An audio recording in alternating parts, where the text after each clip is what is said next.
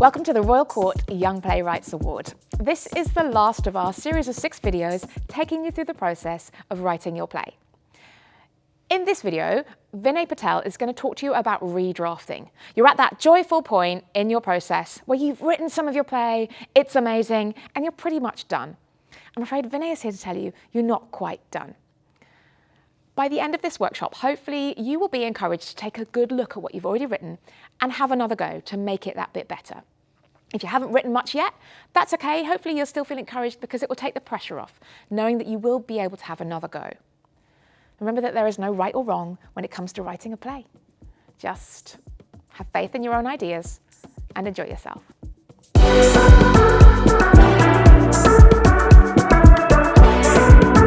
Hi, my name's Vinay Patel and I'm one of the Associate Playwrights here at the Royal Court. And today we're going to talk about redrafting your plays.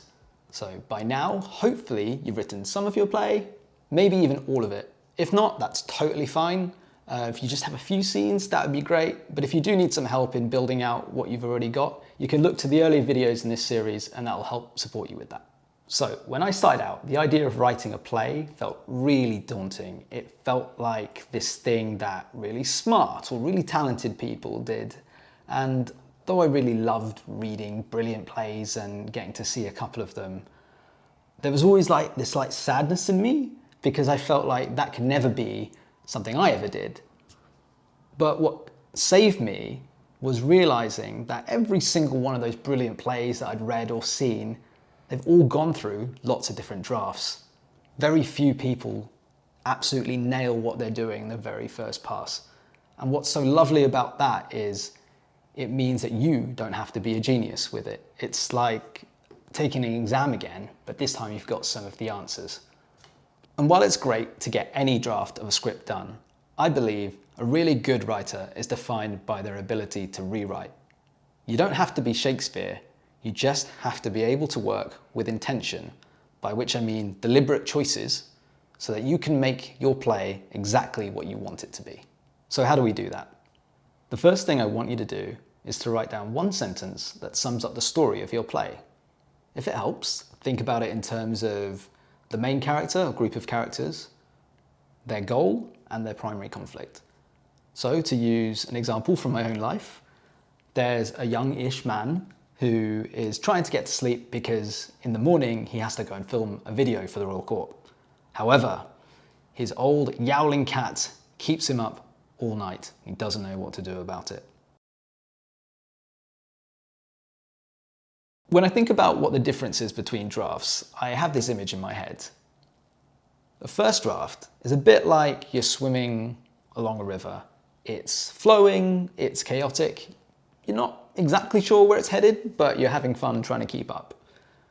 Preparing for a second draft is a bit more like being a stranger who's standing on the bank of that river and you're observing the speed of the current, the fish going by, the quality of the water, the world surrounding it. You're being very mindful and deliberate.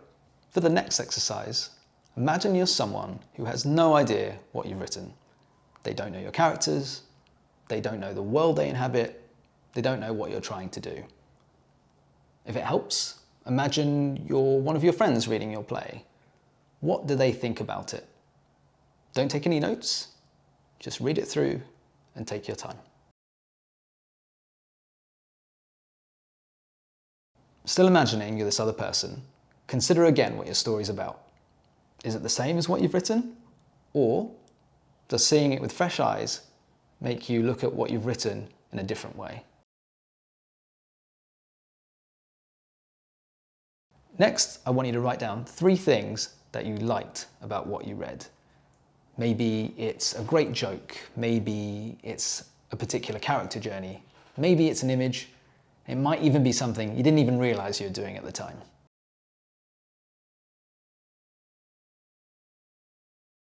Finally, I want you to write down 3 things that you have questions about. Now, this isn't about being hard on yourself, it's just about being curious. Maybe there's an argument that starts a bit abruptly, maybe it resolves a little bit too easily. Maybe there's a character who completely disappears from the story for no reason and never gets thought of ever again.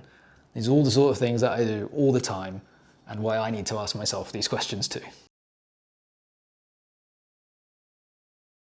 While I believe strong writing comes from knowing your intention, that intention doesn't have to be obvious for the audience.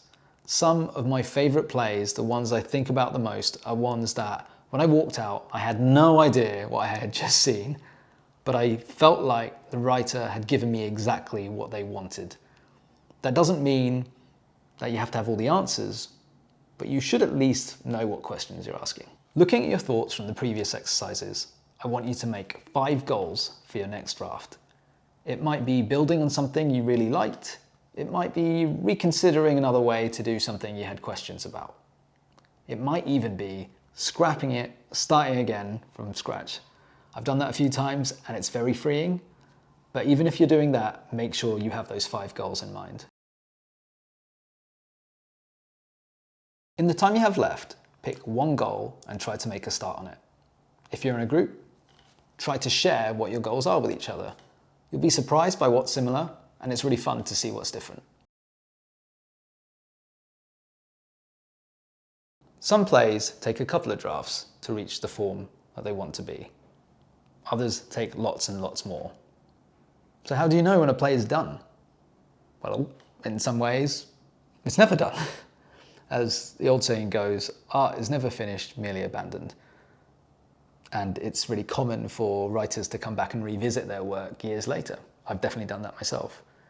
But there is a useful question I try to ask, and that is there anything specific that I think I can do to make this better? And if the answer to that is no, then I know I can let it go. It's natural to think generally, this play that I've written isn't any good. I do it all the time. But I promise you, it's better than you think. And I also promise you, one day in the future, you'll know exactly what you should have changed to make it better. And that's when you'll take what you've learned and start another play. But before you do that, I hope that you get the one that you've written and send it to us, because we cannot wait to read them.